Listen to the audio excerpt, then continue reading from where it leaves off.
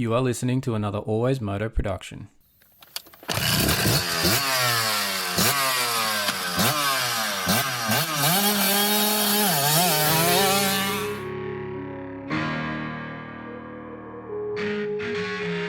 The AlwaysMoto podcast with your host, David Hogan. We talk moto events from around the world. All the injuries, all the training ins and outs, the bikes, parts and gear inspections.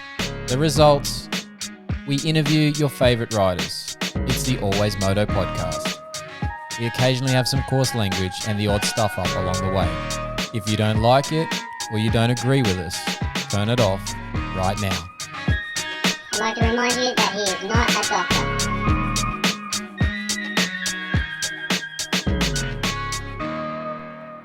That's right, Moto fans. I'm not a doctor, but I am a physiotherapist, and this is episode 140 of the AlwaysMoto podcast, proudly brought to you by Moto Australia and TechnicMotorsport.com.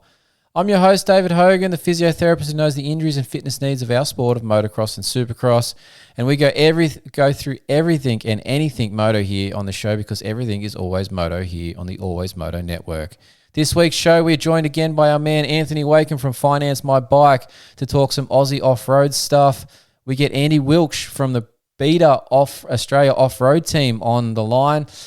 He's been recently selected for this six-day team for Australia to ride in Italy later in the year. So we're going to have a chat with Andy, as well as our usual segments here that we do on the AlwaysMoto podcast. But hey, Moto fans, this episode it is brought to you by Moto Australia, the ultimate gear and protection solution for riders seeking top-notch safety and style. From head to toe, Moto has you covered with innovative helmets, goggles, body armor, and more. Head over to leadmoto.com.au and gear up for your next ride. And don't forget to support and check out our other supporters here of the show, TechnicMotorsport.com, PivotPegs.com, Competitive Edge Performance, Tech167 3D Printing. You'll hear more about these companies throughout various shows. As always on the show, we do need your support direct here, and that you can do that by purchasing a t-shirt from AlwaysMoto. They are $25 plus postage and handling. You can email us at info@alwaysmoto.com. Put that t-shirt order in the subject line and we'll get in touch about payment via PayPal. Now, speaking of PayPal, you can just donate directly to the show via the AlwaysMoto PayPal account, and you can find that link and other links to our supporters, discount codes, and more in the links in our show notes or on our bio on the social pages. All right, enough of the intro talk. Let's get into this show. What's up, everyone? I'm Benny Bloss, and you're listening to the AlwaysMoto podcast. All right, guys and girls, welcome into this show for this week on the AlwaysMoto podcast. Let's get straight to the news from Pittsburgh. I've left on the wrong name there. Good start. From Denver for the Supercross last round. It was round 16 there for the AMA Supermotocross there in Denver. Now, the winners obviously from there. The big winner and potentially, solidifying something that he's been working on for a while now was Hayden Deegan, obviously getting it done there in the West Coast Supercross Championship. Got the number one plate as he left Denver. It's a little bit controversial scenes there, getting a bit of a boo happening. Now, obviously the move itself wasn't the greatest of moves. Lots of people have had their say around it. It wasn't massively dirty. It wasn't probably necessary. There was talk about it being for the championship and stuff. It wasn't necessarily last opportunity for the championship, but he still put it on him. Unfortunately, things went badly when it did happen for Cole Davies on the other end of it in terms of getting bumped over the berm. That's one bad thing, not just crashing inside, but then going over the berm and ending up in a difficult position between two track lanes and also being stuck sort of under the bike initially and then not being able to get it up and get it started too easily as well. So he then lost lots of positions, and that then ultimately handed the championship to Deegan, despite the fact that Davies was running so well leading that race from the front. Probably got a little bit caught up with the lappers and just gave that opportunity to Hayden to pounce. And you don't have to give Hayden any more chances. He will take the first one that comes to him. Whether it's a good opportunity or a bad one, he's going to take it. And he proved that he was able to get that done. So congratulations on the championship goes to Hayden Deegan and Star Racing Yamaha. But the interesting part in all that was I'm going to describe this for Cole Davies as the complete rookie season. And not complete in the sense that he got a championship, but complete as in the experience that he has gained. Because if you look over the season for this West Coast, the things that he's gone through make this season complete from an experience point of view that then sets him up for potentially a championship next year, but also to then grow into a rider of the caliber that needs to be something for 450 class, not just a good 250 class rider, but he's now been set up to be a good 450 rider here as well from a few things. I'm going to run through them quickly here. Think about this. He's got fastest qualifier. He's won heat races. He's had to go to an LCQ. He's had main event wins in a Triple Crown, but then he's also thrown them away by a bad start and then compounded those things after a bad start in that third Triple Crown race with a crash. So he saw adversity there. He's then won a main event. He won a showdown. He's then led plenty of laps and dominated races as well. And he's also then led laps and thrown it away with lappers, not necessarily that part, but gave the race a chance by losing time with lappers and not making good decisions. And then also having some adversity by being taken out whilst in the lead and knowing what it's like to then experience the fact of a lost championship opportunity. So for Cole Davies, as bad as that felt on Saturday night in Denver, and obviously all the other 450 riders that you see on some of those other social posts from other media outlets coming up and giving him, some words of encouragement, that's just all signs and experience that goes into this bank that then drives him for 2020 or later this year. Watch out this weekend, but later this year in outdoors, but also then for 2026 and beyond. So this experience has been invaluable, I believe, for Cole Davies. The young Kiwi is going to be growing a lot from what he's gone through in the past 3-4 months here in Supercross in America. And even add into that some of the issues that are rumored to have happened with him at the practice track between the other star Yamaha teammates with crashes and taking out teammates. So, look, it is just something that I think he's going to grow from, and he will be exceptional from this experience.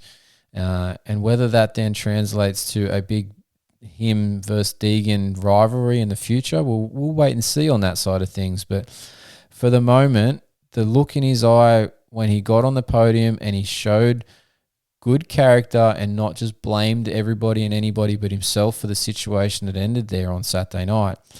He took that on the chin. The look in his eye said that I'm going to come back and do better. And I'm excited to see what he does this weekend in Salt Lake, because I think he's going to have a bit of a chip on his shoulder and a point to prove. And whether he gets an opportunity and takes it maybe to put one back on Deegan in terms of taking him down, don't know if he'll do that, but I dare say he's going to be trying to get this thing won and won in a dominant fashion. So let's see how that plays out in Salt Lake this weekend. Now on the 450 side of things, Chase Sexton got it done in Denver with another dominant performance. It's a shame that sort of didn't happen last week in Pittsburgh. He was outdone by the Whoops there, which he'd been so dominant on this previous week in Denver, but the week before that in East Rutherford as well. So he lost his way there in Pittsburgh, where Cooper Webb got that win, and that's now given Cooper the chance to just finish fourth this weekend and get the championship done if Chase wins. Now, Chase is probably going to go out and try and get another win. I wasn't stoked on the little move that he'd made on Cooper where he actually hit his front tire into Cooper's left leg as he made the block pass there in Denver. That was a little bit out of character and a bit not cool, because if he did sort of press that leg a bit harder, he could have given Cooper an injury there, which could have taken him out of this championship chase. But yeah, look, it's not awesome that was going on, but Sexton has one more chance at this, but he's going to need a lot of help here and a lot of mistakes from Cooper Webb to not have him take the number one plate home. So despite the fact at Denver, Cooper rode well early but faded off towards the end.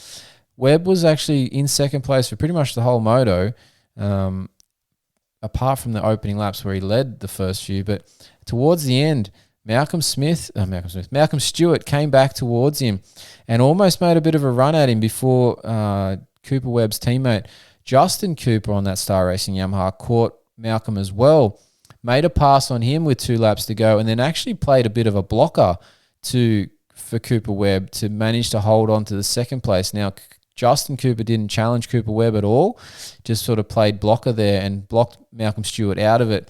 And even to the point where Malcolm then made a mistake and wasn't even able to make a last corner dive bomb effort. So well played there of Star Racing if that was the plan there, or just well played to Justin Cooper for looking after your teammate. But that has definitely helped Cooper Webb go into this final round with a tiny buffer to try and work with to get this number 1 plate. On the East Coast side of things, this weekend is where it's all going to happen. We've got 3 riders heading in with a chance at the title. They are within 3 points of each other, so it's a winner-take-all scenario. If you win, you get it. If you beat the other 3, you're likely to get it, unless you're RJ Hampshire, who probably needs to actually win the race to get that 3-point buffer for the 25 points versus the 22 points for second. So pretty much it's a winner-take-all. I have no idea what's going to happen here. Yes, both Tom Vial and RJ Hampshire have championship experience, both in this series and for Vial as across the seas with MXGP titles. Seth Hamaker has no experience in that side of things at a professional level. But Seth's been the one that's been riding probably the strongest, the fastest, and potentially the most consistent. Unfortunately, the previous round was not as good with a bad start and a bad opening lap, leading to a poor result. But prior to that, he had been the most consistent in the series. So what happens in Salt Lake? Who knows? We're obviously doing a showdown. We've got East-West on the track for the main event, so there's potential extra riders in the way here to interrupt the battle. And like I said, I have no idea what's going to happen. I'm just going to be that one sitting on the couch watching it, enjoying it, and we'll talk about it afterwards. But it's going to be one hell of a race between those 3 riders to see who takes away that East Coast number 1 plate. All right. Now, from those 3 riders, we've got a Husky, we've got a Kawasaki, and we've got a KTM. Now, the Cowie, much like other factory teams of Honda, Suzuki, and Yamaha, they have something in common, and they use KYB or Showa suspension, and they service them with genuine parts. Now, KYB and Showa, they have an Australian distributor, and that's Technic Motorsport in Sydney. So why would you use non-genuine seals, wipers, bushes, and other consumables when genuine parts are available, perform better, and are usually only 1 day away? Well, TechnicMotorsport.com, that's your place to go to get these genuine KYB and Showa components, from seals to fork tubes to internal individual components in A-kit suspension sets for both KYB and Showa. Technic has it all. Use the Find My Bike tool to see the compatible parts. There's new parts being added daily. And if you're not in Australia, that's okay. TechnicMotorsport.com has a currency converter and a shipping calculator, and they ship daily with DHL to most countries. So check out TechnicMotorsport.com for all your suspension needs. All right, let's take a quick break here on the Always Moto podcast. We're going to come back. We're going to be joined by our man from Finance My Bike, Anthony Wakeham. What's up, guys? Kevin Moran's here, and you're listening to the Always Moto podcast. All right, guys and girls, it's Always Moto podcast time. We've got our man from Finance My Bike on the line. Anthony Wakeham's joining us again on the podcast. We're going to just find out how he survived the Kosciuszko killer. How are we doing, Anthony? Hey, Dave. Thanks for having me back again. It's all right, mate. You're becoming a regular here, which is good, and you're bringing some interesting content and some interesting people that you'll hear later on in this show as well. So, happy to have you, mate. Yeah. No, mate, as you said, we had the Kosciuszko killer a fortnight ago now. I've still got some bumps and bruises from it, but, mate, what a great event. I loved the little short video that you did where you start out before the event and you're like, I'm Anthony from blah, blah, blah, and I'm doing the Kosciuszko killer, and then there's like you sitting there like completely disheveled and worn out afterwards, and I'm Anthony from... I thought that was brilliant. That was just prologue. That's... It's prologue race is about 45 minutes long. Yep. And that was just after prologue, and it's tough. And I'm only racing bronze. I just don't know how the other guys do it. Yeah, obviously, like you get a little insight into what the track is like in terms of the toughness, but you probably don't even see even the entry to the gold sections at all, do you? Like you just see like where they turn off. You won't actually see the difficult part of it. Not normally, mate. No, as you're riding along, you do see the the track splits, etc., you might be lucky to on your second or third lap to see someone up on the side of a hill, but you're doing your own racing, so you can't, if you stop and look, you lose time, and if you look while you're riding, well, you're going to come off. So you very rarely see it. I was lucky enough to spend a couple of days before the race at the property just helping out, and I was able to, we helped bunt a few of the sections and stuff, and mate, it's just crazy what they expect them to do. I just don't. As I said, I've said it before and I'll say it again. I just don't get it. They do have a skill set that many people don't have, and that's what makes this possible for them. But they also have that tendency where they're not as fussed about throwing the bike down and squashing that pipe like some of us others are, and that's what means that because they're not worried about that they can get up and over that, that rock ledge or something where we'd all look at it and either, be a bit timid and fall on it, whereas they're just not worried about it and they just send it and go for it. So it does tend to help. But yeah, so that video was only just after the prologue. So what did you look like after the main event? Well, actually, I didn't feel that bad after the main event because the prologue is more of a sprint. It's a 45-minute race. It's a sprint, whereas the race itself on the Sunday goes for a couple of hours. So you do take it a little bit easier. But I got 2 laps in. I wanted to get a third, but unfortunately we ran out of battery life in the Stark. I had about 20, I think I had about 15 minutes actually to get back out on the track before they closed the loop. Yep. But I needed about 25 minutes of charge time to get enough back in it. So, yeah, we didn't get that third lap in. But, mate, I actually paced myself. I felt pretty good. I was keen to do a third. But, yeah, I might have changed my mind halfway around that third lap, but the mind was willing, that's for sure. Well, that's a good sign. Like that's if you weren't at the point where you're completely buggered by that or put off by whatever you'd seen already on the previous laps in terms of the terrain. So yeah, that's a good sign. Just bit of a bugger. I guess that's the drawback of the Stark is that you can't just 30 seconds put a new tank of fuel in it. No, that's right. I mean, and there's no perfect bike. We all know that, but that is unfortunately one of the downsides of that machine. But is what it is, I guess. Yeah. Did it help you anywhere? Have you actually used that that crawl mode in any of the sections yet? Like I gather that might be useful, but I don't know if you've actually had to get to that point. I haven't used the crawl mode specifically. Yeah. With the Starks, they don't have gears, obviously, and they don't have an engine brake. So when you do come off on the side of a hill, it will just roll backwards. So you can whack it into crawl mode, and that will lock the rear wheel up. So I have used it in that instance. Oh, interesting. But they do have reverse. Yes. Now, I did use that twice, or maybe 3 times, funnily enough, just because the front end went down in a hole and I just didn't want to be where I was. Rather than lifting the bike out or try and, use your energy, I just put it in reverse and it just, you can't say brapped back out, but it just zoomed. How does brap going backwards? Is it it's per boop? I don't know. I'll work on that one for next time. Yep. So that was handy. That was absolutely handy. And then the torque and everything for the rest of the track on the Rocky Mile. One of the first big hill you go up, they've aptly named it the Rocky Mile. It just keeps going and going and going, and it is just full of rocks. But on that electric bike, it was just, I won't say it was a breeze, but it was pretty good.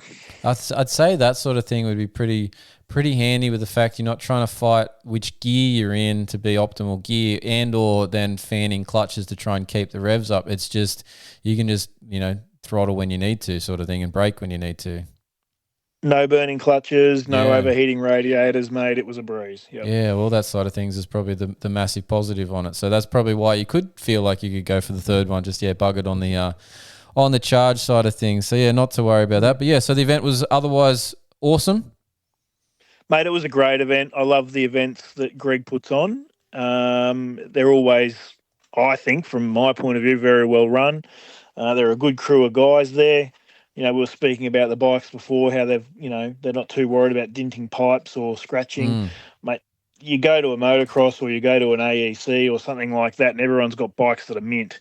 You go to these hard enduros and they've had a hard life, these bikes, and they look very secondhand, don't they? The frames, the skid plates, the pipes. They've had a few hits. Yeah, absolutely. But mate, the event itself was great. It was very dusty. If anyone's seen any of the footage, it was really dusty on prologue day. That's where it's hard because you do have like a motocross start. I think there was roughly 80 in bronze. So they had 80 of us out on the track at once. And that would have been hard for the guys at the back. I was lucky. I got a really good start. So I missed a lot of the pile-ups and the bottlenecks, etc. because of the dust. But on day 2, it's a completely different race to day 1. So the dust wasn't as big of a factor. Yeah. Okay. No, that's good to hear. But yeah, it seems like Victorian rounds, your Vic off road that you then did the following week, sounds like the weather down there isn't playing the game in terms of keeping the ground moist for us dirt bike riders. It's a bit dry in Victoria, it seems. Mate, it is. Rawson was the exception of round 1 of of the Vic off roads and round 2 of AEC. It was wet and cold and miserable, and probably still is.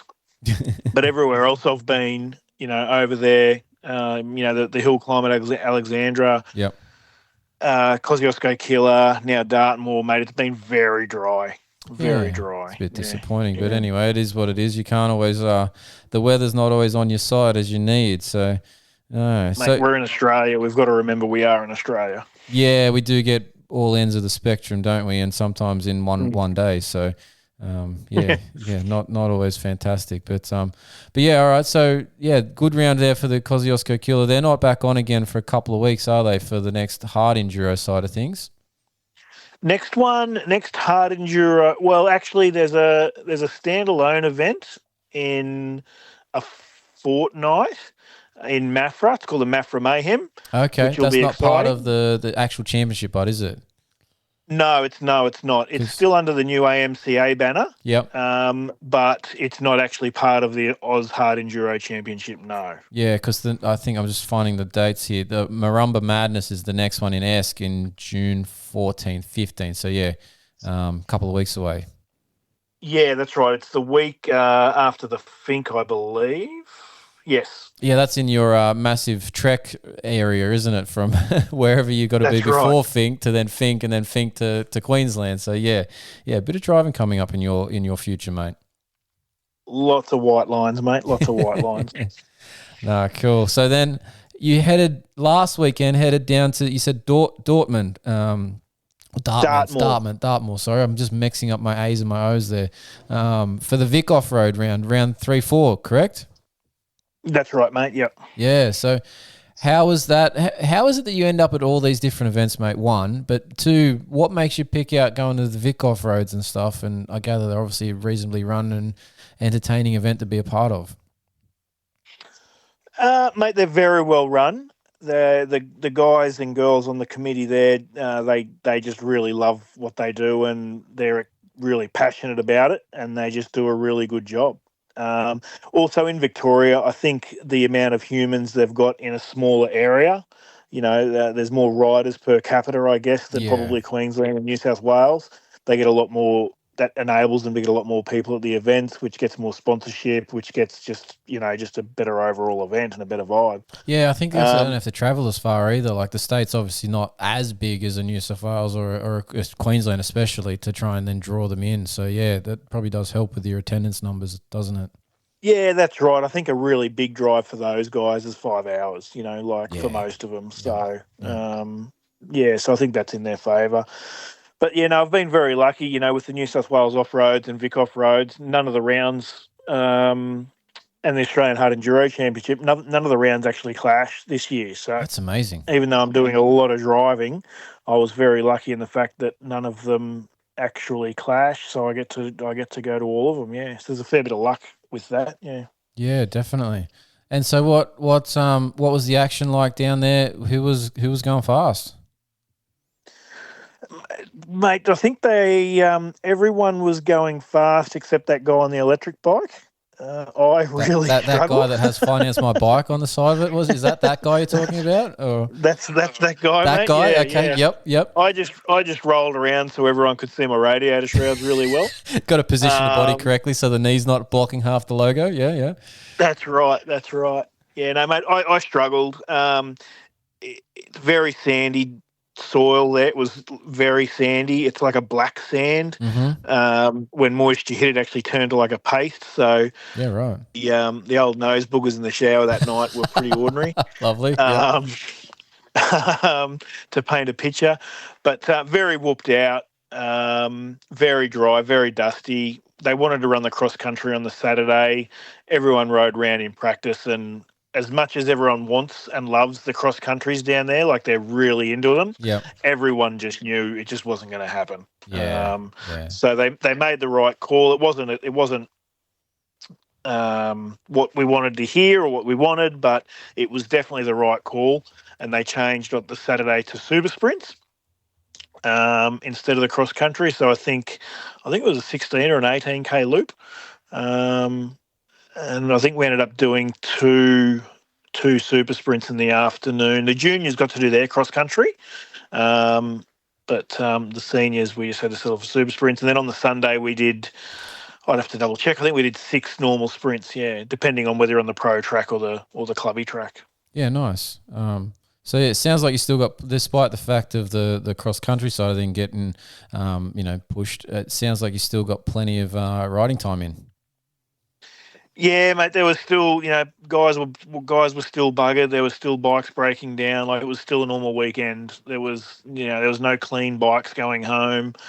It'd be interesting to see how many air filters overall would have got cleaned for that weekend. It was quite windy. There was a fair bit of chucks cloths getting blown around the paddock for a while. Hopefully they all got cleaned up because it is a working cattle property, I think. But yeah, mate, it was probably one of the dustier events I've actually been to. Yeah, right. That's not fun. That part of an event is always not good. So, but yeah, no. Unfortunately, it's part of it, but it makes it hard for everybody involved. So, yeah. Now, yeah, and it's one of those things that no one can control. Like, we've all been to events where it's going to be a dust bowl, and then you get an inch of rain overnight, and it's slop. It's just it's different to motocross. We can't really control it. No, definitely not. Unfortunately. Now, I'm just trying to find. Now, we're going to bring in our man later here in the show, Andy Wilksch, but and I believe you said he got outright. I'm just trying to grab the results, but I couldn't get them up until just this second here. At the opening round, obviously, Daniel Milner was a part of it because of the Australian Enduro Championship side of things, but was he down there for this one? I gather he wasn't. Mate, no, I didn't see him there. No, Corey McMahon was under the tent for the KTM guys. Mm-hmm. He was actually a bit crook. He actually didn't end up racing on the Sunday. But no, I didn't see Mr. Milner there, so I'm not sure whether he's just concentrating on the AEC. Last year I did see him at the Vic rounds. Yeah. But yeah, no, not on the weekend. Yeah, definitely. So he gave away some valuable points there, I suppose. Yeah, he definitely did because he's not a part of it. He's losing 50 points here because Andy does go 1-1 on this one. But yeah, I'm just grabbing up the overall here for the weekend, and yeah, Andy Wilksch is out front on number 1. Max Midwinter, I haven't heard that name before, but he's in second. Riley McGilgrave was third. Tom Buxton was fourth, and Jackson Vierstein again is fifth. So yeah, some names there that are a part of the Vic Off-Road Series. Someone who we had on the show a couple of weeks ago, Will Price, he was down in 10th outright, so not bad run there for the Empire Cowie guy. Yeah, I think he had a better day on the Saturday than the Sunday, but yeah, no, I think he still had a good weekend. He was still walking around with a smile on his face. It's hard not to when you're at a bike event, really. Yeah, you're at the wrong place. If you're frowning, you're at the wrong place. Yeah, well, you're doing it wrong or something like that. So yeah. Look, it's not bad. So No, all good. So, I gather sand's not your forte, mate. No, mate. Not. If people know who I am, they know that I like to ride bikes. I'm not there to win trophies. If I was there to win trophies, I would have gave up a long time ago. But sand is hard work. I don't know whether it's bike setup or what it is, but I struggle in those sand. New South Wales off-roads, we used to go to Menduran a couple of years there. Yep. It was slightly different. It sort of used to hold its form a little bit better. This one, it was more beachy sand in a lot of spots. It was very, very soft. But it was, no, mate, I'm not a fan of sand. Well, speaking of sand, while I've thought of this as well, and it comes up a little bit later, but did you end up getting your entry sorted out for Hattah, or how did that go? Because I saw the usual comments on the socials of when that entries came up and people struggling to get in and whatnot. So how did you go? Because that's the beginning of July here, and I know you mentioned that was on your radar of trying to get involved with for the first time. Yeah, so entry for that was actually on the prologue day for the hard enduro. Yep. So I enlisted a good mate of mine, Steve, to get me entered. So he was trying to enter me from his end. My partner, Naomi, she was with me in Kosciuszko. She was trying to enter me on our end. Yep. So she was trying to enter myself and Stephen on our end, and he was trying to enter himself and me on their end. There was a big kerfuffle, apparently, like there normally is, with access codes and just a bunch of different things. And Steve actually, I believe, gave up, and I don't think my partner Naomi could get on either. Steve apparently walked away in a huff, but then his partner Alyssa, she kept going and she got us both in. So yeah, we're happy to say Steve and I are both going to Hattah. Wow, there you go. Yeah. I've had that exact experience where myself and the wife were trying to get us in at one year, and one of us, I think pretty sure it was me, got the shits basically and walked away, and she got in. So then I ran back to the computer and started trying to get myself in, and we managed to get in again. So yeah, look, I tell you what, the entry experience for Hattah is an experience, and it's almost probably more stressful than the actual event. So now that you're in, you can actually look forward to. But the reason I brought that up after that sand comment was you're gonna need to practice some more sand, mate. Well, mate, yeah, we go to. I don't think I've got a choice. Next round of the Vic Off Roads is in Mildura, so you should be getting some practice because that'll be basically the same ground. Yep. That'll be the same sort of dirt. Then we've got AEC at Tintinara in South Australia, which I'm assuming is going to be the same again. Depends on what part of South Australia that is. I don't know where that one actually is in the geographical side of things, but yeah, there is some decent sand in parts of South Australia, so you might be experiencing some there again. Yeah. Yeah, it's on the southeastern side of Adelaide, I think so. Anyway, who knows? Yeah. Then I've got Fink, which obviously we all know what Fink is. It's sand and whoops. And then there's another round later before Hattah, which we're going to for Casterton, which I raced last year. It's sand. So yeah, no, I need to get my head around this whole sand business pretty quick. Definitely.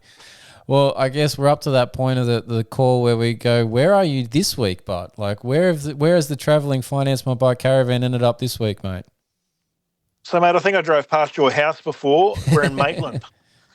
Maitland motocross track is put on. They were happy to host the round 2 of the New South Wales off-roads. We were meant to go to Nabiac, but that fell through. So Maitland were good enough to put their hands up. I believe you're part of the team there. Little bit part of it, yep. So, yeah, mate, we're here. It's cloudy. There's a couple of spits of rain around, but the ground actually looks pretty good. It should hopefully be okay.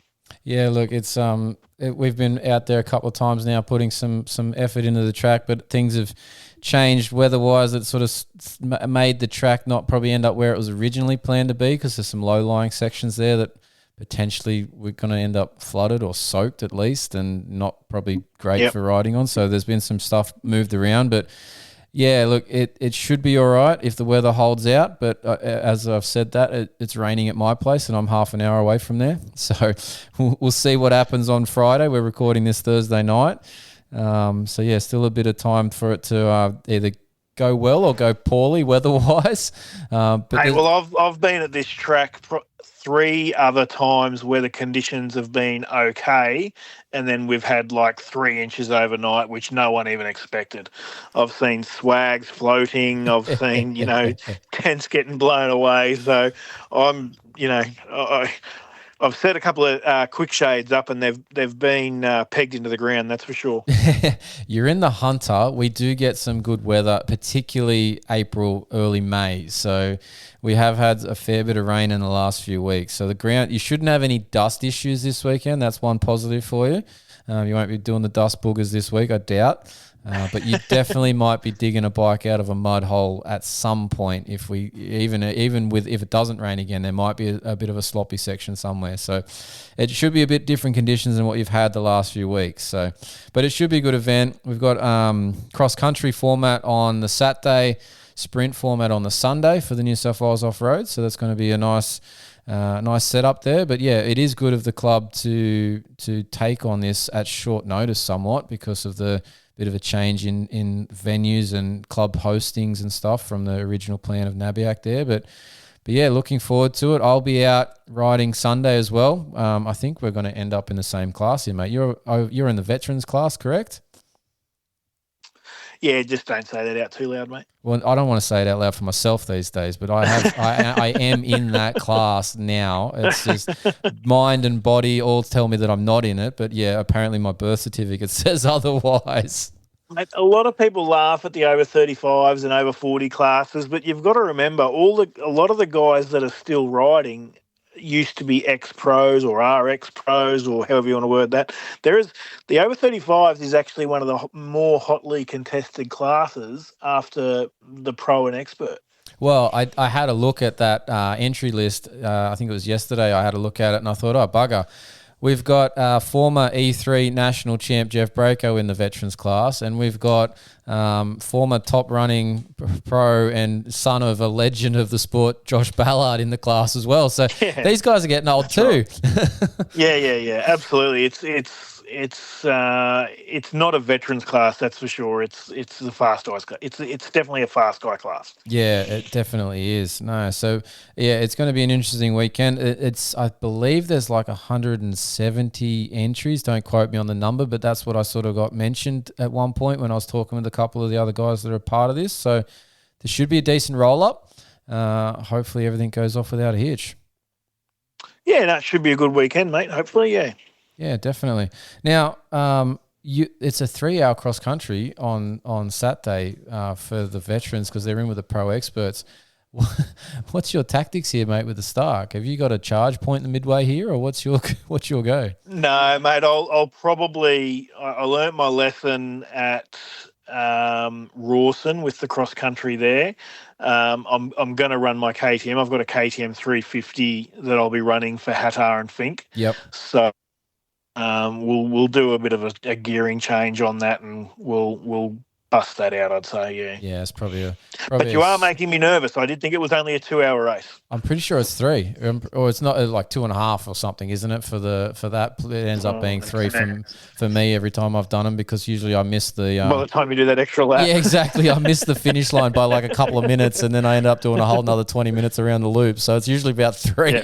Yeah. Yeah. So yeah, I'm pretty sure it's 2.5, and then it's 2 for the Clubman Masters Legends Women's, and yeah, an hour and a bit for the kids. I can't remember the different classes for the distance for the kids, but yeah, there's plenty of ride time on one of these New South Wales off-road rounds. That's for sure.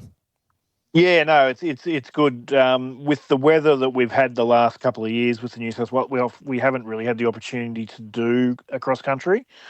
We did get to do one in Appin, I think, last year, and it was actually raining while we were doing it. So same thing at Nabiac. The round later, it was raining for that one. I was in that one, so yeah, that was a schmozzle. So yeah, I didn't quite enjoy that one.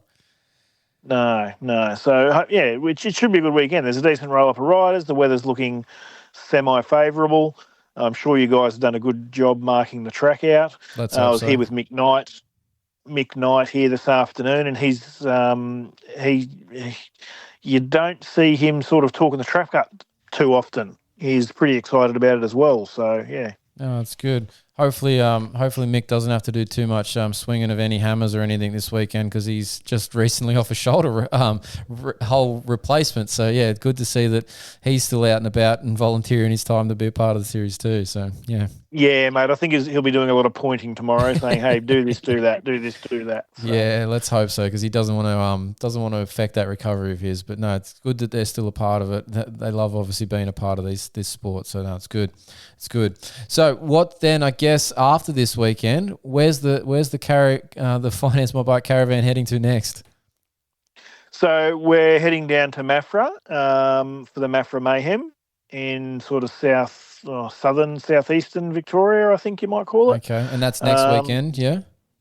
That's next weekend, mate. Yep. So I'm pretty excited about that one. The crew down there are actually giving away a Beta 300, I believe. What? They've been raffling one of those off. Okay. So yeah, for whoever's listening, jump on the Mafra Mayhem, Facebook page, Instagram page, buy some tickets. I've bought 10 because I want another bike. said every man ever. Yep. So it's going to be a good round. I met a couple of the guys at Cozzy who are helping set this race up, and they're very excited. I think this is the second year they'll be running this event. It's just another event that's popped up that's hopefully going to be around for a while as well.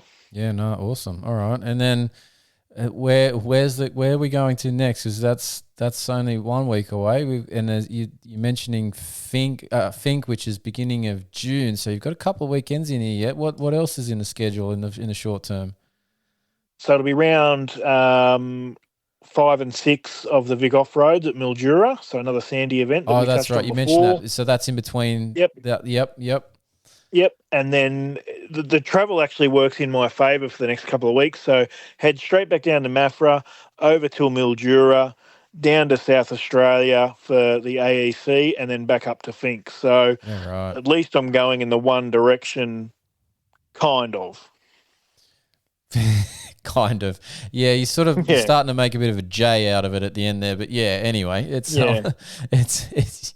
you're seeing plenty of the countryside, that's for sure. So you can't be bored with your schedule, that's for sure. No, that's right. It's funny, all the driving I do, I still end up going through Albury Wodonga seems to be a pretty busy little spot for me. I seem to be going up and down through there a fair bit. Mm-hmm. As I did last year as well. But yeah, this year a bit different down that bottom end near Mafra, Traralgon. I think that's how you say it, Traralgon. I've driven through that a couple of times already as well. So it's funny, even though you go to all these different towns and in all the spots, you still go through the same towns to get there.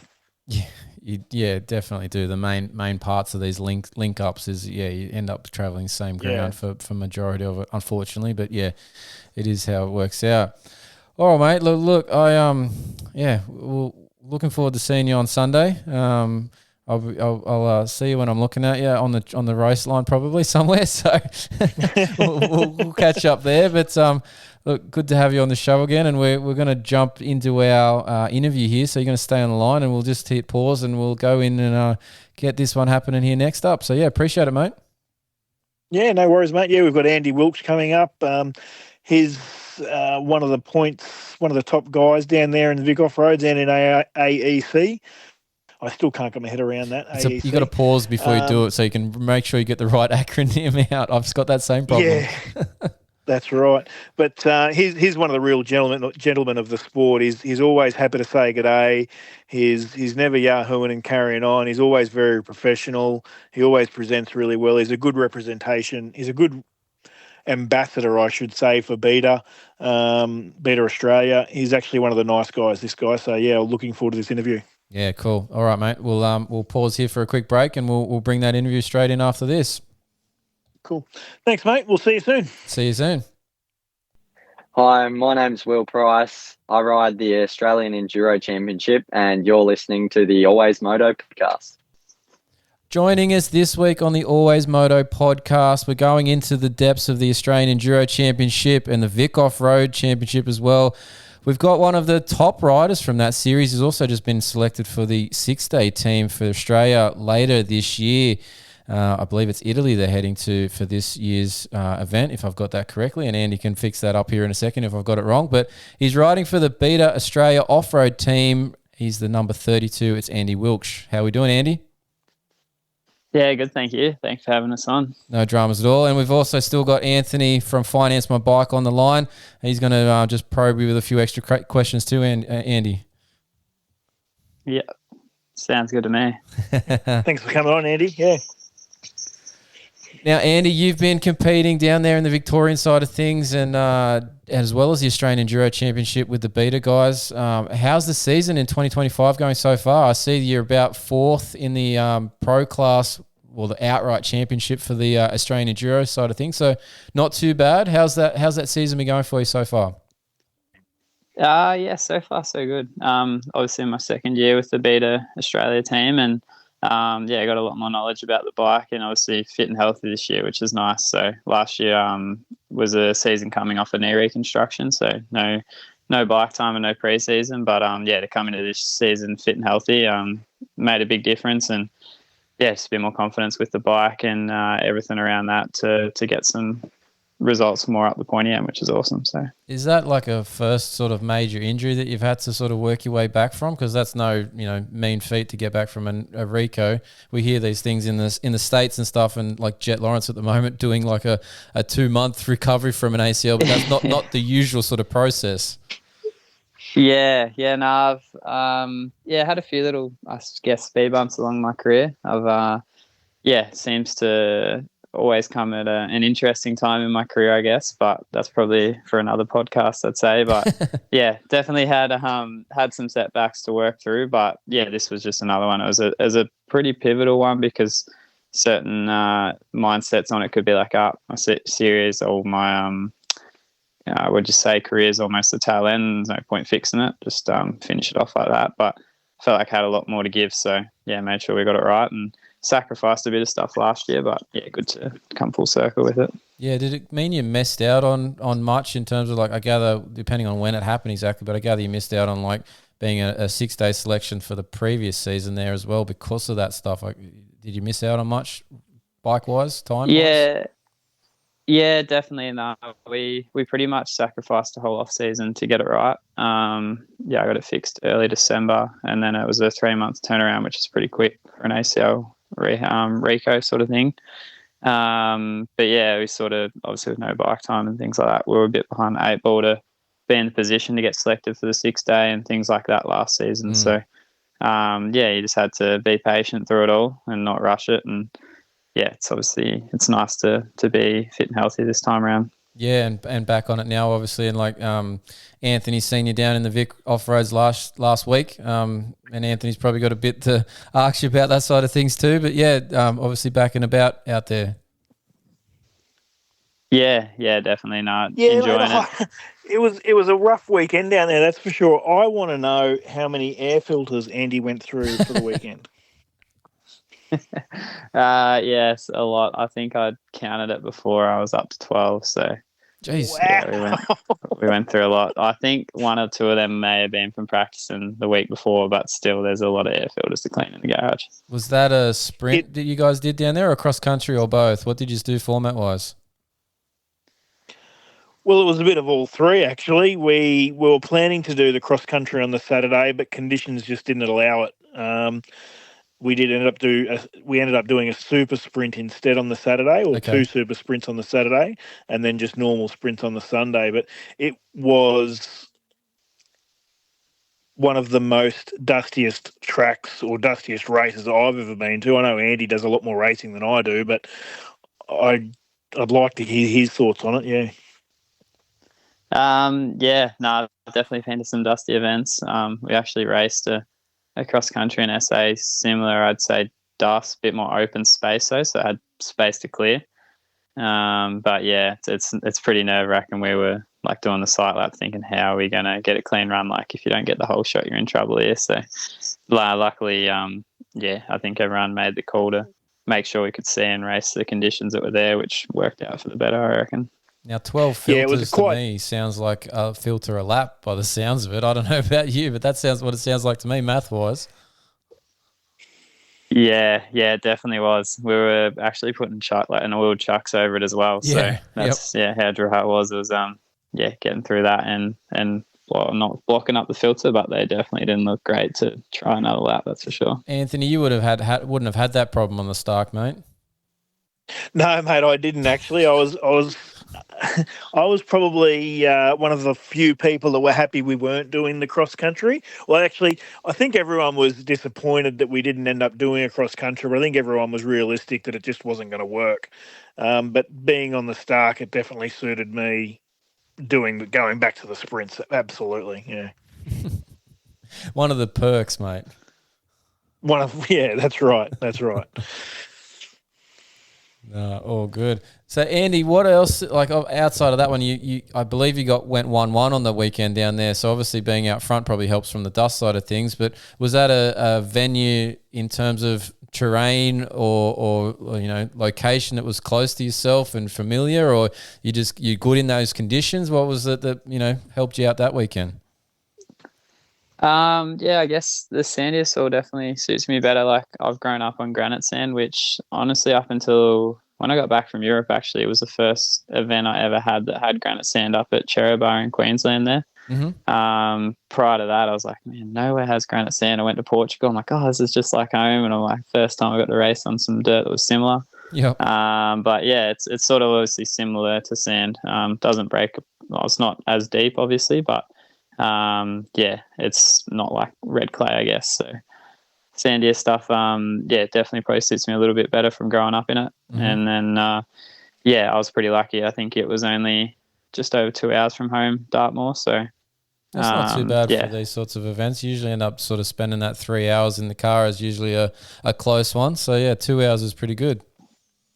Yeah, no, it's definitely nice getting home on a Sunday night at a decent hour and being ready for Monday. So it all worked out pretty well. Sort of, I'd never actually been to the property. I've raced there twice beforehand.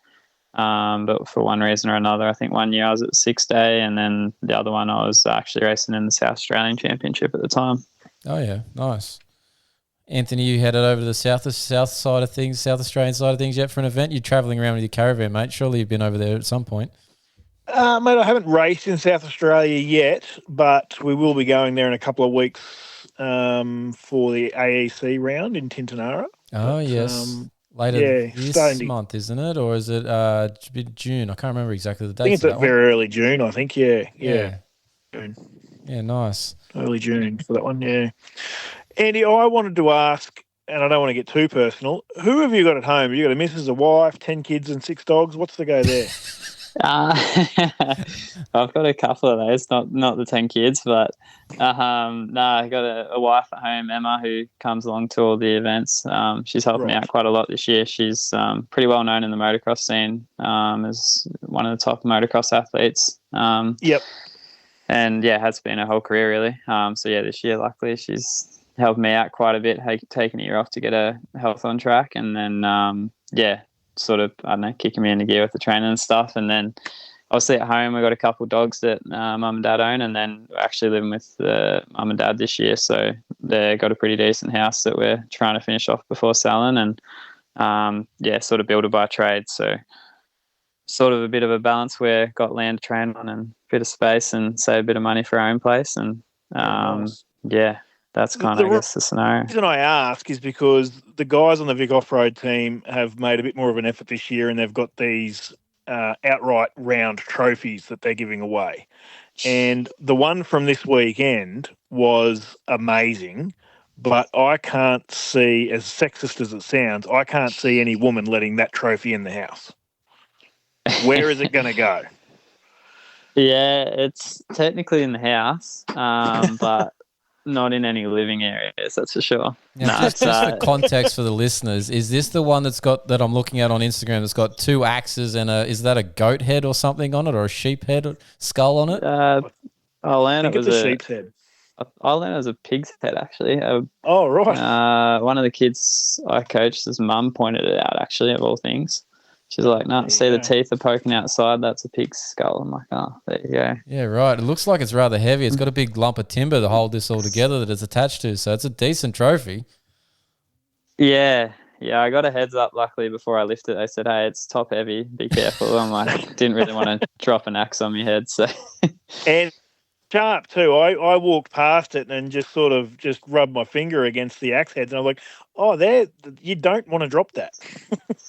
So is this an outright thing that they're doing, Anthony, that they've got this one special trophy, or have they done something, for each of the positions outright or something?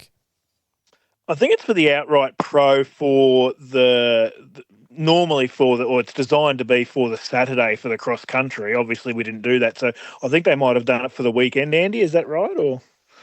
Yeah, that's so at the first round they had a really cool trophy as well. And yeah, that was presented directly after the cross country with the presentation there. And then obviously this weekend that was the plan, but obviously got shifted around with the conditions. But it's just for the first overall in the state series. So Look, it sure beats the old bit of plastic that's 10 by 10 centimeters or something. So that's really cool to sit on the mantelpiece. But yeah, like Anthony sort of alluded to there, I wonder if the wife was happy with it going in there next to the the wedding photos or whatever.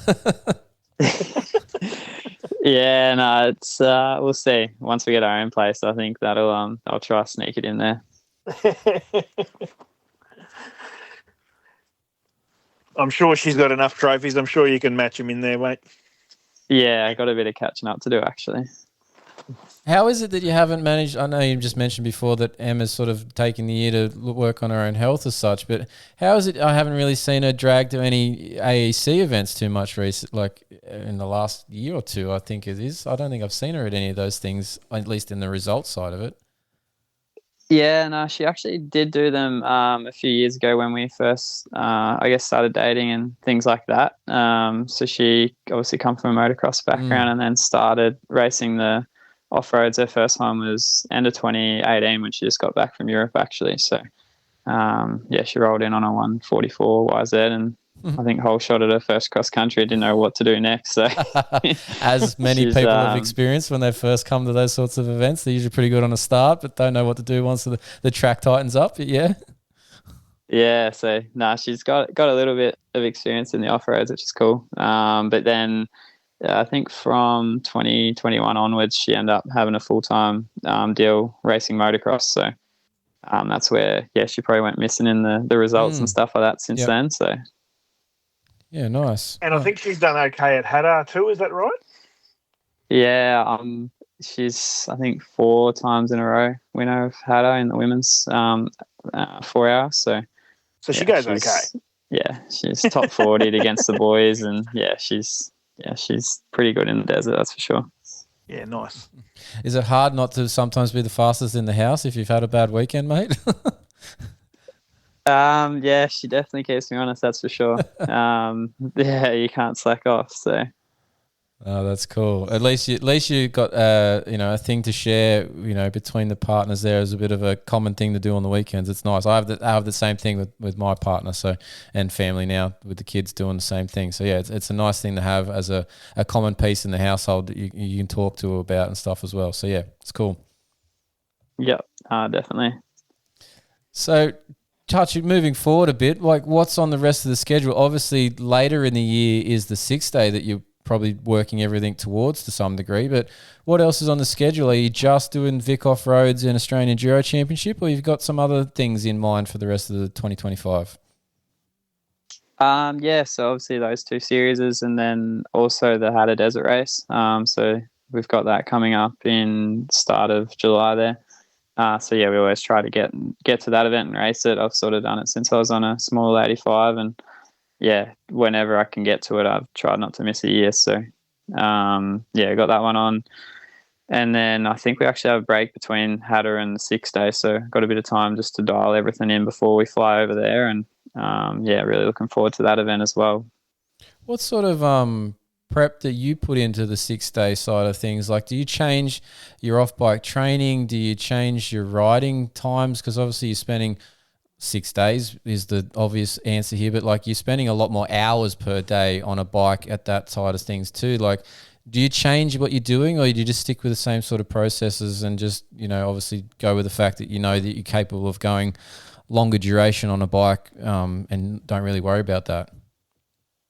I guess the biggest difference probably on bike is we run road legal tyres in that event. So it's making sure that we spend some time on those road legal tyres, which have a lot less tread depth. So they slide around a lot more, don't get as much traction. Getting your eye in with that sort of thing. Training wise, pretty similar, honestly, to what we normally do. Just at the end of the day, we're always trying to progress. So if we can keep progressing before that event, that's the goal, that's for sure. You touched on it a little bit before. Sorry to cut you off, Anthony.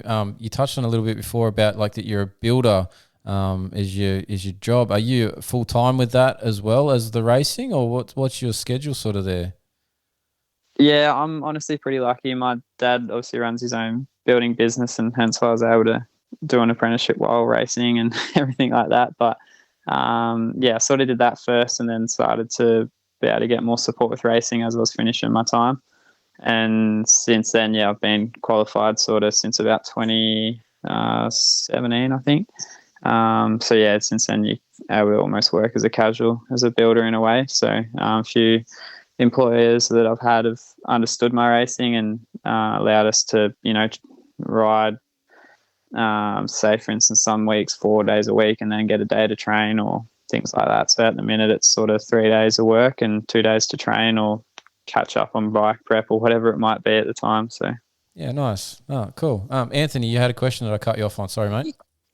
That's okay, mate. With the 6 day that's coming up, obviously it's in Italy. Beta being a Italian manufacturer, do they give you any more support over there, or is because you're an Aussie going over there, you're technically racing against them? How does that all work? I know you're sponsored by Beta Australia, but is there any advantages, or are they going to give you any extra support when you're over there? Yeah, it's still getting finalised as we speak, but they've definitely been super helpful with it all. I think the guys here in Australia have a good relationship with Beta in Italy there. So, it's definitely a lot easier racing in Italy compared to any other country, that's for sure for us. So, I think from what we can gather, we'll be riding one of their bikes over there, just sorting out all the finer details as we speak. So. Yeah, cool. Now, that must just make things just a little bit easier on you, I guess. Yeah, definitely. I know a few of the team riders are flat out at the minute trying to get their bikes ready to ship in the next couple of weeks. So, it saves obviously that rush and trying to piece all that stuff together super quickly. And, hopefully, having those guys over there, they've got everything you need. So a lot less things to organise, which is super helpful. Yeah, cool. Now, Andy, just on that, you sort of just touched on it there about shipping the bikes. Now, I know a little bit about this from being in the scene for a little while up here in New South Wales, but can you just explain for the listeners a little bit that the process that goes along with being selected on this 6 day team, and about the fact that you've basically got to send a whole nother bike and your gear and tyres and whatnot else in a shipping container, a couple of weeks, months in advance to this event, and how that all goes for you guys? Yeah, it's a bit of a process. So the first one that I did in Chile, we sent a bike from here in Australia, and I think it leaves, what would it be, 3 to 4 months before the event, and it takes another 3 months to get shipped back over. So, the bike's gone for 6-7 months of the year and for 1 week of racing. So, it's definitely a pretty big ordeal, I guess, when you're sending stuff from here. But I guess the benefit to that is if you've got a lot of parts that you're fitting to bikes and stuff, it saves that workload when you get there. Do you travel with much then? Like once because I gather you're usually putting in, because it's a container that you all pack up with the bikes and gear and stuff, but like you're generally putting tires and some spares and a toolbox or something in there, aren't you? And then, so do you then travel with much at the time? Probably just your riding gear, I gather, but are you taking many parts with you on the plane as such, or is it all packed with what you packed in that shipping container? That's what you got? It varies. Like, most of the time we take our suspension with us because certain brands run, it's obviously pretty expensive stuff, and you don't want to just be leaving that there for 6 months. So we usually fly with our suspension, and whatever parts that I guess you haven't got, or if you're renting a bike that you'd fit to the bike, sometimes graphics, things like that. But yeah, nothing too crazy.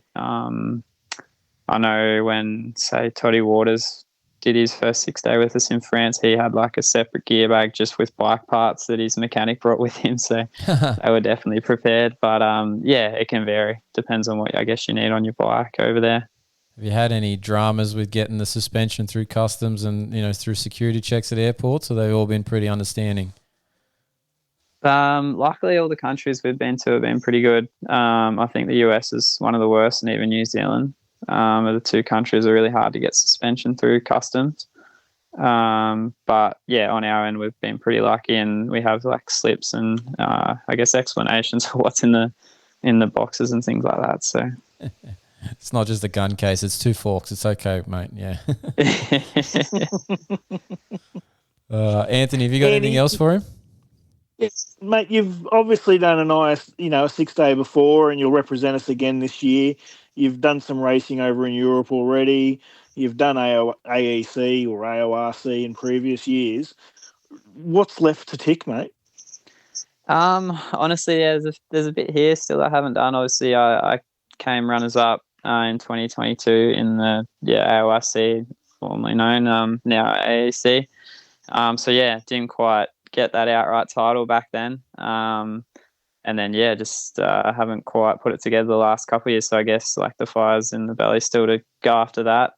And then, overseas, I sort of paid to ride over there. So I never quite gave myself enough time, I guess, to see where you could get to. So, there's a few things in my racing career that I feel like are still, I wish, you put a bit more time and effort into, sort of thing. So, I don't know. Still a fair few things to tick off, but just wait and see how it all comes together, really, and keep pushing until then. Yeah, cool. Well, Andy, appreciate you making some time for us on the Always Moto podcast, mate, and obviously giving us a little insight into your program and 6 day events and whatnot too. So appreciate you coming on and having a chat with us here, mate. No worries at all. Thanks for having us on, and happy to answer any of the questions you might have. Awesome. All right, mate. Well, good luck for the rest of the season. We might have to get you back at some point later down the track. No, awesome. Thanks again. Easy. Thank you. Thanks, Andy. I guess we'll see you in Mildura, I think, is our next round of the Vic Off Roads, yeah? Yeah, that's coming up pretty quickly. So, be getting ourselves ready for a little bit more sand, and followed straight after that weekend after, I think, is the next AEC round. So that's right. Yep. Well, I'll see you around. Awesome. Thank you. Hey, this is Dominic Thury. You are listening to the Always Moto podcast. All right, guys and girls, let's jump into the emergency department for this week with some different updates. We've got one from the MXGP as well. So let's get into this section of the show. The emergency department. All the injuries, all the gory details, and when they'll be back on track. It's the list you really don't want to be on. It's a list you never want to be on, but we've got a couple of things to sort out here because people are on this list. Now, let's start with that MXGP one that I mentioned just here. And it's Tim Geiser, the HRC Honda rider. Now, he had that issue there a couple of rounds ago, or a round or so ago, that he was dislocated the shoulder when he hit that bump on the side of the track, that mound of dirt, spat him off, had a little issue there where he sat on the side of the track with it out for some time. The initial thoughts was that it was a minor dislocation and it was back in and he'd be okay to ride. The team and him actually put out things that said he was going to at the beginning of the week. But come the Thursday, I think it was, before the last round, that was probably a good one to miss given the mud situation. But before that, he actually pulled out of the round and he's had surgery now. So the team HRC has sent out a press release. He's had surgery. Tim himself has done an update from his hospital bed post-surgery, but he is basically now out for the season. Depending on where this all falls, he might be back at the very, very end, but he might just take this chance to get everything back in a very good situation and come, out swinging again for 2026. But he's had to have surgery on that right shoulder to correct that dislocation that occurred. Meaning that he has done some damage there, either to the capsule as it's come out or the ligaments in the area, potentially fracture as well when these things dislocate, so you can break part of the cup off. Not sure exactly of those details. Nothing has been mentioned as such in either of the press release or his update on his socials, but these injuries usually take around 12 weeks to be completely recovered. So that's 3 months. So that puts us down somewhere into the range of August here before we'll be back on the bike. Now, in terms of schedule-wise for the MXGP, there is still races at that point of the season. So from August, there's still Lommel on the 3rd of August and Sweden, the Netherlands. There's still 6 rounds to go here. So there is a chance that you might see maybe even in those September rounds. There's still 3 rounds in September. There's Turkey, China, and Australia. So there's a chance you might see him at one of those. But like I said, depends on how the recovery goes and how quickly he progresses and what his surgeon is recommending as the protocol periods for when he can commence certain activities, as to whether this rehab allows him to make those events or not. So that's, disappointing for the HRC Honda rider there. He was looking pretty good leading the championship there in the MX1 class, but not to be in 2025 for Tim Geiser. Now, in the AMA side of things, we got an update after last week's show. We were trying to check in with Luke Neese. We didn't get that update just for the details before that show, but we've now got them. So after that weekend, he had that crash in Pittsburgh in the main event. DNF'd. Now, he confirmed that he broke one bone in his hand. So one of his carpals or metacarpals, didn't give us those exact details, but he said hand. So we're going with wrist hand area there. So he is out for about 4 weeks. Now, he is aiming to be back for a couple of nationals. He wasn't sure of the details of those just yet. But usually for Luke being an East Coast privateer, that's not going to probably include Parla or Hangtown. So he's got time here to be recovered from the fracture and also then back to fitness by the time he returns, which would be, I would expect, would be the first round, would not be the first round, but the third round would be the first time we would see him there at Thunder Valley. So hopefully we'll be able to catch up with him, get an interview with him at one of the nationals that we're going to be attending here in a couple of weeks' time, which will be those middle sort of events there, Southwick through Washougal. So looking forward to catching up with some of these riders there. And then, all right, our third rider that we're going to talk about in this week's episode is Ken Roxon. Now, Kenny has unfortunately had to sit out Denver and the final round this weekend in Salt Lake City. He's finally succumbed to those injuries from that midweek crash about 4 weeks ago now. He hasn't been able to overcome these things, and he's actually further aggravated the ankle, which is the reason that he's sat out now. Excuse me. The ankle injury wasn't just your standard lateral ankle sprain. It's a syndesmosis, or high ankle sprain it gets referred to. Now, the syndesmosis is this ligament that works as a crisscross pattern up your leg between your tibia and your fibia to hold your tibia and fibia together over the top of your talus bone that sits as the top of your foot that makes your ankle, and hence the top part of your ankle, so hence high ankle sprain. Now, that syndesmosis ligament, if it's torn badly enough, requires surgery, and I believe that's what Ken is doing this week or next. He was spotted this past weekend when the race was on at an event, doing some promo things. So obviously things that he'd probably previously lined up and had to be still a part of. And he's still able to wander around and stuff. It's just not able to compete on it. So everybody's on his social saying, oh, look, he's good enough to be out doing these things. Why can't he race? Well, two very different levels of physicality there. So, yeah, look, he will be getting that sorted out. Recovery for the syndesmosis is in that 12 to 16 week range, so 3 to 4 months.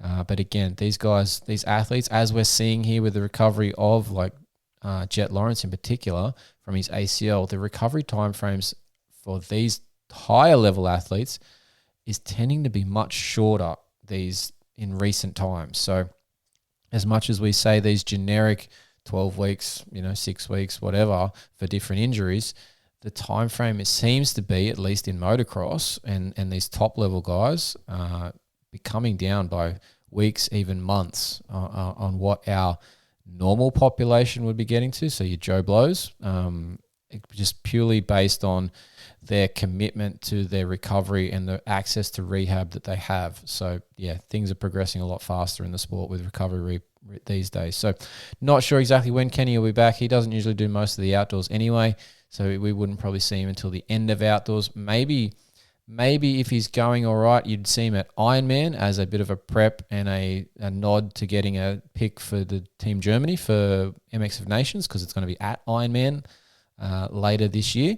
As well as having a gate drop 1 or 2 just in preparation for the Super Motocross playoff rounds as well. So see how that all works out, but that's where we would expect Kenny to be back, not be back beforehand. So we'll have to keep an eye on the off-season news from him and how that recovery goes. All right, that's our emergency department for this episode. Let's take a quick break on the show and we'll be back with more. Hey, this is Brett Metcalf. You're listening to Always Moto Podcast. All right, guys and girls, we are back. Thanks for sticking around on the show. We're going to tell you when you can see this weekend's round of Salt Lake City Supercross that will be on that Super Motocross video pass that we international viewers get to watch it from. If you're obviously listening from America, you get to watch it via your Peacock app. But for us internationals, it's the Super Motocross video pass. Now, from Eastern Australia times, the race day live is going to kick off at 3 a.m. Sunday morning. So nice and early start again for that one. The main race program is going to be from 8:30 a.m. Sunday morning. So a bit more pleasant to be getting up then and watching the racing. So you'll be able to check all that action out for the final round of Supercross, round 17 from Rice Eccles Stadium there via that Super Motocross video pass. Now, all these bikes out on track, they all have foot pegs. My bike's got foot pegs. I'm going to be riding it this weekend at the state titles at New South Wales at Maitland for the off-roads. But I run some pivot pegs. Now, if you need some new pegs for your bikes, you should check out pivot pegs as well. They're super wide, they have a pivoting action, and they help you move around on the bike and reduce the wear of your boot soles, and they improve your leg positioning throughout your ride. So check them out at pivotpegs.com and get yourself a set. All right, weather for Salt Lake this weekend. Had a quick look. It's going to be a good day. 19 to 29 degrees Celsius. It's going to be sunny, which is handy considering it's an open air venue again. And of course, this one not quite as high altitude wise as Denver was last week, but still up there with the altitude side of things. So a bit more physicality because of the lack of oxygen in the air. But not quite as bad as Denver, but everybody should be getting a little bit acclimatized to it after having 2 rounds in a row with it. So you will hear that altitude talk again on the coverage. But weather-wise, we're looking pretty good. So that should be an easy one for this weekend's round to close out the championship. So I'm sure Cooper Webb will be happy by the fact that there's no weather going to be in Salt Lake. All right, let's talk events coming up here in Australia. Obviously, I just mentioned it, but the New South Wales Off-Road, round 3 and 4 at Maitland this weekend, the 10th, 11th of May. Following weekend, there is a club event that you might be interested in if you're doing off-road side of things. It's the Armidale Northern Inland Sprint Series on May 18th. The next Australian Enduro Championship round is in Tintinara in South Australia on the 31st of May and the 1st of June. Not far away is the Fink Desert Race on the 6th to the 9th of June, and it's actually the 50th running of this event I've just seen, so that's pretty cool. The event's been going for that long. But yeah, so those are some things on the calendars coming up. Now, if you have events that you want to put in this list that I'm not paying attention to, let us know. We can put them in the list here and we can promote your event as well. All right, but that's it for another week, guys and girls. Thanks for listening. Don't forget to send those T-shirt orders into info@alwaysmoto.com. Follow us on the social media pages, subscribe and follow on the podcast feed. Leave a rating on your podcast app, please. It helps us be found It gets us up in those algorithms. And don't forget to check out written articles that we do over on fullnoise.com.au. But that's it for another show. Thanks to Elite Moto Australia, technicmotorsport.com, pivotpegs.com, Competitive Edge Performance, and Tech 167 3D Printing for the show support. Thanks to the wife and kids for letting me get this done again, and we will see you at the track.